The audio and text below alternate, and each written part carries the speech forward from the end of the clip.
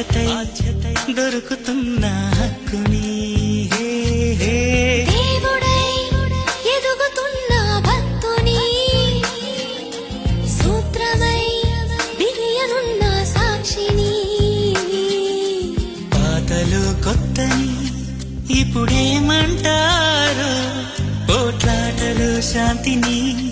మరి ఏమంటారు